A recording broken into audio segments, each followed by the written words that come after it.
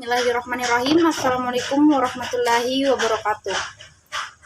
Perkenalkan, nama saya Hamida, NIM 202104078, perwakilan dari kelompok 6 Bahasa Indonesia. Baik, saya di sini mewakili teman kelompok saya untuk mempresentasikan paragraf dan wacana yang disusun oleh kelompok 6, yang terdiri atas nama Gina Citra Karisma, Hamida, Ifna, Ita Handayani, Lydia Satriani, Vera Dewi Lestari. Baik, langsung saja. Di sini paragraf dan wacana akan membahas tentang pengertian paragraf, jenis-jenis paragraf, syarat-syarat paragraf, pengertian wacana, jenis-jenis wacana, konteks wacana, dan kesimpulan. Baik, langsung saja. Pengertian paragraf.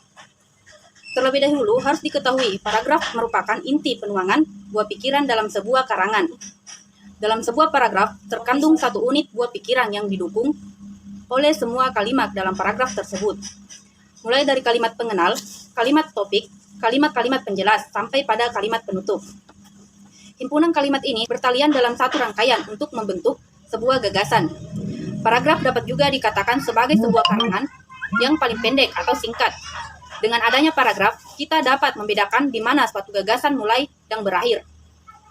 Kita akan kepayahan membaca tulisan atau buku kalau tidak ada paragraf, karena kita pun susah memusatkan pikiran pada satu gagasan ke gagasan lain. Dengan adanya paragraf, kita dapat berhenti sebentar sehingga kita dapat memusatkan pikiran tentang gagasan yang terkandung dalam paragraf itu. Lanjut, jenis-jenis paragraf. Jenis-jenis paragraf itu terbagi menjadi beberapa bagian. Yang pertama, paragraf deduktif, di mana paragraf deduktif ini merupakan jenis paragraf yang memiliki ide pokok pada awal paragraf, kemudian diikuti oleh kalimat-kalimat penjelas untuk mendukung pokok. Yang kedua, paragraf induktif. Paragraf ini dimulai dengan mengemukakan penjelasan-penjelasan atau perincian-perincian, kemudian ditutup dengan kalimat utama. Paragraf ini dikembangkan dengan metode berpikir induktif, dari hal-hal khusus ke hal yang umum. Lanjut, paragraf gabungan atau campuran. Pada paragraf ini, kalimat topik ditempatkan pada bagian awal dan akhir paragraf. Dalam hal ini, kalimat terakhir berisi pengulangan dan penegasan kalimat pertama. Pengulangan ini dimaksudkan untuk lebih mempertegas ide pokok. Jadi pada dasarnya, paragraf campuran ini tetap memiliki satu pikiran utama, bukan dua. Kemudian paragraf tanpa kalimat utama. Paragraf ini tidak mempunyai kalimat utama, berarti pikiran utama tersebar di seluruh kalimat yang membangun paragraf tersebut. Bentuk ini bisa digunakan dalam karangan berbentuk narasi atau deskripsi. Ke pembahasan selanjutnya mengenai syarat-syarat paragraf. Paragraf juga terbagi menjadi dua bagian. Bagian pertama, kesatuan paragraf. Dalam sebuah paragraf terdapat hanya satu pokok pikiran. Oleh sebab itu, kalimat-kalimat yang membentuk paragraf perlu ditata secara cermat, agar tidak ada satupun kalimat yang menyimpang dari ide pokok paragraf itu. Kalau ada kalimat yang menyimpang dari pokok pikiran paragraf itu, paragraf menjadi tidak berpautan, tidak utuh. Kalimat yang menyimpang itu harus dikeluarkan dari paragraf. Yang kedua, kepaduan paragraf. Kepaduan paragraf dapat dilihat melalui penyusunan secara logis dan melalui ungkapan-ungkapan atau kata-kata pengait kalimat. Urutan yang logis akan terlihat dalam susunan kalimat-kalimat dalam paragraf itu. Dalam paragraf itu tidak ada kalimat yang sumbang atau keluar dari permasalahan yang dibicarakan. Contohnya yaitu Jateng sukses. Kata-kata ini meluncur gembira dari pelatih regu Jateng setelah selesai pertandingan final kejurusan tinjung amatir Minggu malam di Gedung Olahraga Jateng, Semarang. Dianggap wajar karena yang impi-impikan selama ini dapat terwujud, yaitu 1 medali emas, 1 medali perak, dan 1 medali perunggu. Hal itu ditambah lagi oleh pilihan petinju terbaik yang jatuh ke tangan Jateng. Hasil yang diperoleh itu adalah prestasi paling tinggi yang pernah diraih oleh Jateng dalam arena seperti itu. Dalam paragraf itu, kalimat ketiga tidak menunjukkan keutuhan paragraf, oleh sebab itu kalimat tersebut harus dikeluarkan dari paragraf. Pembahasan selanjutnya, pengait paragraf.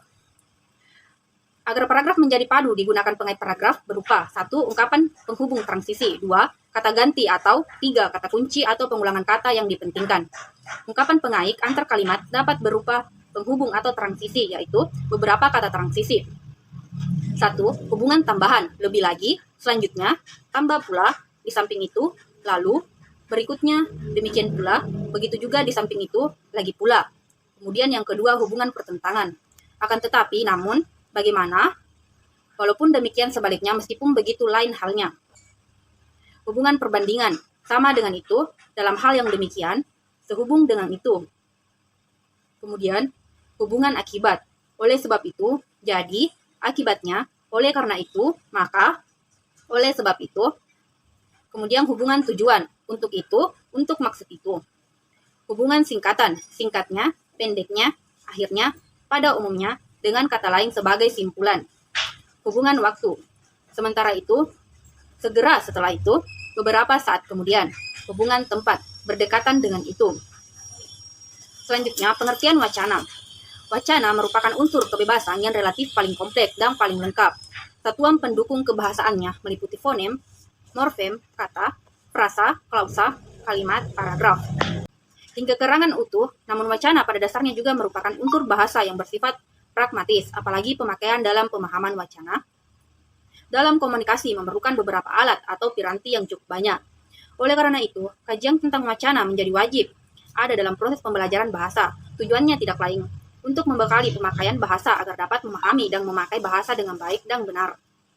Pendapat para ahli bahasa tentang wacana mengingatkan kita pada pemahaman bahwa wacana adalah 1.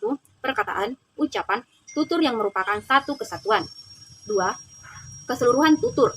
Dalam hal ini, digambarkan wujudnya dengan keseluruhan tutur yang menggambarkan muatan makna atau sematik yang didukung wacana. Dari rangkaian penjelasan di atas, dapat diketahui, wacana adalah satuan bahasa yang terlengkap dan tertinggi atau terbesar di atas kalimat atau klausa dengan koherensi dan kohegesi tinggi yang berkesinambungan, yang mampu mempunyai awal dan akhir yang nyata. Pemahaman ini memacu kita pada wacana yang kohesif dan koheren. Kohesi merupakan keserasihan hubungan unsur-unsur dalam wacana, sedangkan koheren merupakan kepaduan wacana, sehingga komunikatif mengandung satu ide. Jenis-jenis wacana. Jenis-jenis wacana, salah satunya, realitas wacana. Realita wacana dalam hal ini adalah eksistensi wacana yang berupa verbal dan non-verbal. Rangkaian kebahasan verbal atau language exist atau kehadiran kebahasaan. Dengan kelengkapan struktural bahasa, mengacu pada struktur apa adanya. Non-verbal atau language linkage mengacu pada wacana sebagai rangkaian non-bahasa atau yakni rangkaian isyarat atau tanda-tanda yang bermakna atau bahasa isyarat. Media komunikasi wacana. Wujud wacana sebagai media komunikasi berupa rangkaian ujaran atau tuturan lisan dan tulisan. Pemaparan wacana. Pemaparan wacana ini sama dengan tinjauan isi, cara penyusunan dan sifatnya. Berdasarkan pemaparan, wacana meliputi wacana naratif, prosedural, hortatori, ekspositori, dan deskriptif. Wacana naratif merupakan rangkaian tuturan yang menceritakan atau menyajikan hal atau kejadian atau peristiwa melalui penonjolan atau personal 1 atau personal 3. Wacana naratif adalah rangkaian tuturan yang menceritakan atau menyajikan hal atau kejadian atau peristiwa melalui penonjolan atau personal 1 atau 3. Lanjut, wacana hartatori adalah tuturan yang berisi ajakan atau nasihat. Tuturan dapat pula berupa ekspresi yang memperkuat keputusan untuk lebih meyakinkan. Wacana ekspositori bersifat menjelaskan sesuatu. Biasanya berisi pendapat atau simpulan dari suatu pandangan. Pada umumnya, ceramah, pidato atau artikel majalah, dan surat kabar termasuk wacana ekspositori. Wacana deskriptif berupa rangkaian tuturan yang memaparkan sesuatu atau melukiskan sesuatu baik berdasarkan pengalaman maupun pengetahuan penuturannya. Jenis-jenis pemakaian wacana. Jenis pemakaian wacana berwujud monolog, dialog, dan polilog. Wacana monolog merupakan wacana yang tidak melibatkan bentuk tutur percakapan atau pembicaraan antara dua pihak yang berkepentingan. Jenis wacana ini berupa bacaan cerita dan lain-lain. Wacana yang berwujud dialog merupakan percakapan atau pembicaraan antara dua pihak.